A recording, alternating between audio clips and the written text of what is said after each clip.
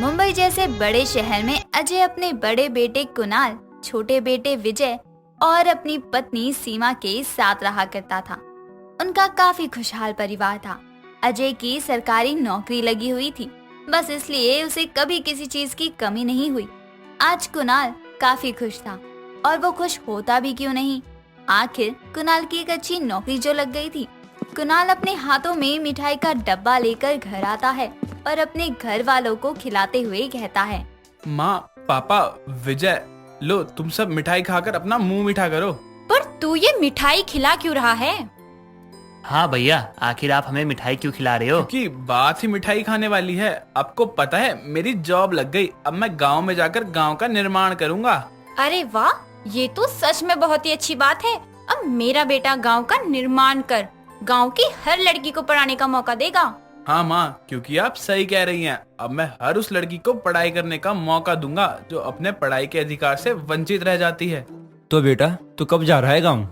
बस पापा, लेटर आ जाए उसके बाद मैं गांव चले जाऊंगा। भैया, अब तो आपकी सरकारी नौकरी लग गई और पापा की भी सरकारी नौकरी है। अब मैं भी ना बाहर जाकर पढ़ाई कर सकूंगा। बेटा, बाहर जाना ही क्यों है? अरे जो पढ़ाई बाहर होती है वही पढ़ाई यहाँ भी होती है। नहीं माँ, अगर विजय को बाहर जाकर पढ़ना है तो उसको मैं पढ़ने का मौका दूंगा। विजय, अब तू बाहर जाने की तैयारी कर ले। मैं हूँ ना, मैं तेरा पूरा खर्चा उठाऊंगा। कुणाल की बात सुनकर विजय काफी खुश हो जाता है। ऐसे ही अब समय गुजरता है और समय के साथ कुणाल गांव चला जाता है। तो वहीं अब विजय भी अपनी पढ़ाई करने के लिए विदेश चला जाता है। सब कुछ अच्छा चल रहा था। देखते ही देखते 2 साल का समय भी गुजर जाता है। कुणाल समय समय पर अपने परिवार वालों से बात करता रहता और कभी कभी तो वो अपने माँ बाबा के पास उनसे मिलने भी जाया करता। पर विजय मानो विदेश जाकर अपने माँ बाप को भूल ही गया था। ऐसे ही एक दिन कुणाल अपनी माँ के पास फोन करता है और अपनी माँ से कहता है, माँ कैसी हो? मैं एकदम अच्छी हूँ बेटा, तू बता तू कैसा है? मैं भी अच्छा हूँ। और पापा कैसे हैं? पापा अपनी दवाइयाँ समय से तो ले रहे हैं ना? हाँ बेटा, तेरे पापा भी अच्छे हैं और वो समय से ही दवाइयाँ लेते हैं बेटा।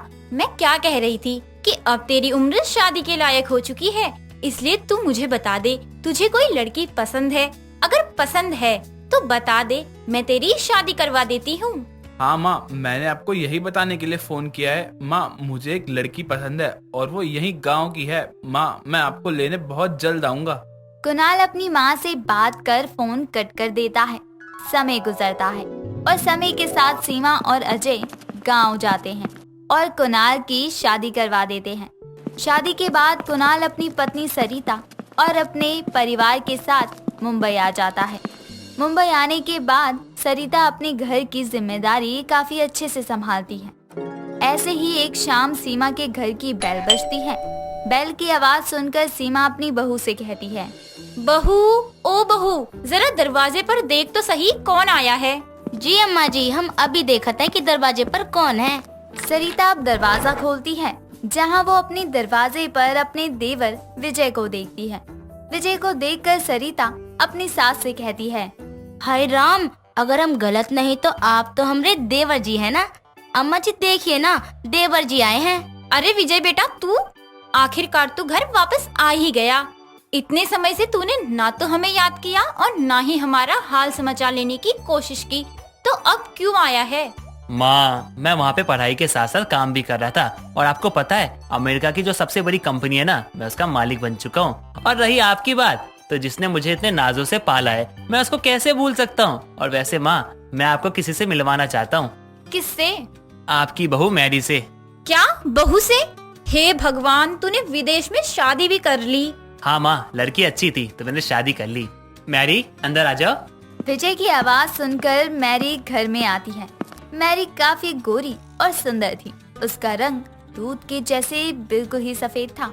उसको देखकर सरिता खुद से कहती है, अम्मा जी, आपकी तो गांव वर्सेस विदेश बहू मिल गई। देखो तो कितनी गोरी है।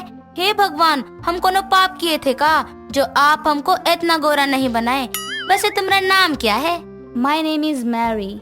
अरे हाँ देवरानी जी, तुम मेरी तो हो ही, पर तुम्हारा नाम क्या है? हम तुम्हारा नाम जानना चाहते हैं। अरे भाई, अगर हमसे कोई तुम्हारा नाम पूछ लेगा तो तो हम उका का बताएंगे।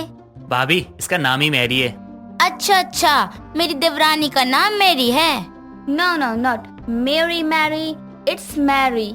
विजय और घर में अंग्रेजी लड़की की आवाज सुनकर अब अजय और कुणाल भी बाहर हॉल में आते हैं, जहां वो देखते हैं कि विजय के साथ एक विदेशी लड़की है। उसको देखकर अजय अपने बेटे से कहता है, विजय बेटा, ये है कौन? पापा, ये मेरी पत्नी है। मैंने शादी कर ली इससे।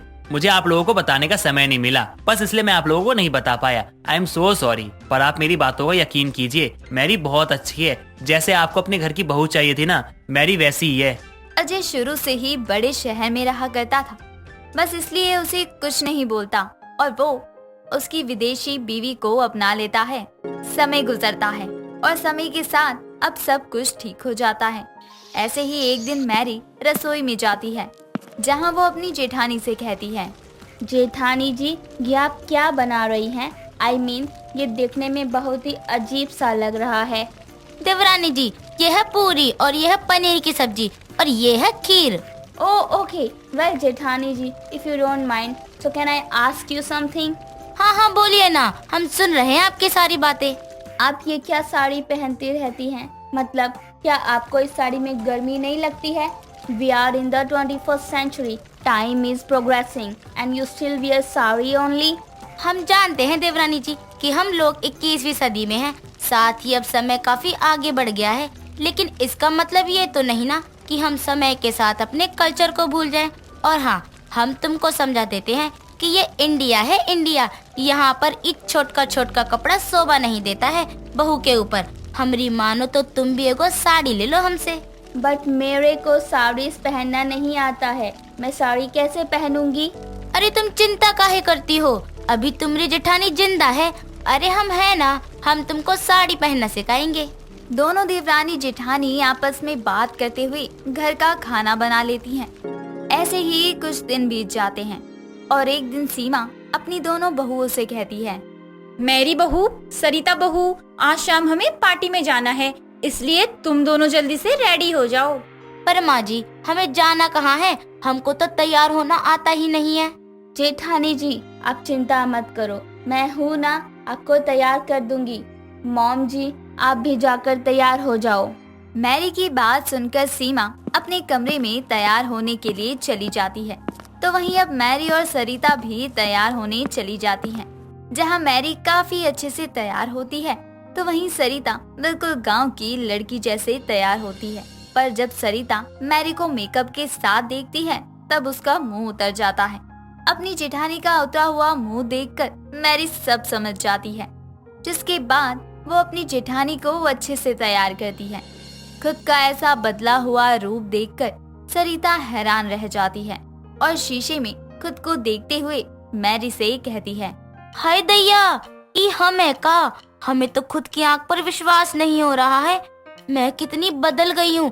मैरी, तुमने तो मुझे काफी अच्छे से तैयार कर दिया है, मैं तो खुद को ही नहीं पहचान पा रही। कोई बात नहीं जेठानी जी, ये तो मेरा फर्ज है। और हाँ, आप अब ऐसे ही बनकर रहेंगी। आप मेरे को साड़ी सिखाई है और मैंने आपको मेकअप। दोनों देवरानी जेठानी आपस में बात करने के बाद एक दूसरे के गले लग जाती हैं। तो वहीं दूर खड़ी सीमा अपनी दोनों बहुओं को देखकर मुस्कुराते हुए कहती है, मेरी गांव की बहू और विदेशी बहू में इतना प्यार होगा मैंने कभी सपने में भी नहीं सोचा था। चलो अच्छी बात है। इस तरह से अब सभी खुशी से रहने लगते हैं।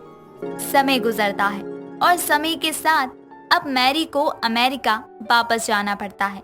पर वो जाते हुए अपने ससुराल वालों से कहती है, मुझे यहाँ बहुत अच्छा लगा। मुझे एक इंडियन परिवार मिला जिससे मुझे प्यार, रिस्पेक्ट सब कुछ दिया। मैं इस परिवार को खोना नहीं चाहती। बस इसलिए जब भी आऊंगी तो कुछ समय के लिए नहीं आऊंगी, बल्कि हमेशा के लिए आऊंगी। इतना बोलकर अब मैरी विजय के साथ विदेश चली जाती है। तो वहीं अब कुणाल अपनी पत्नी और अपने माँ बाप के साथ रह जाता है।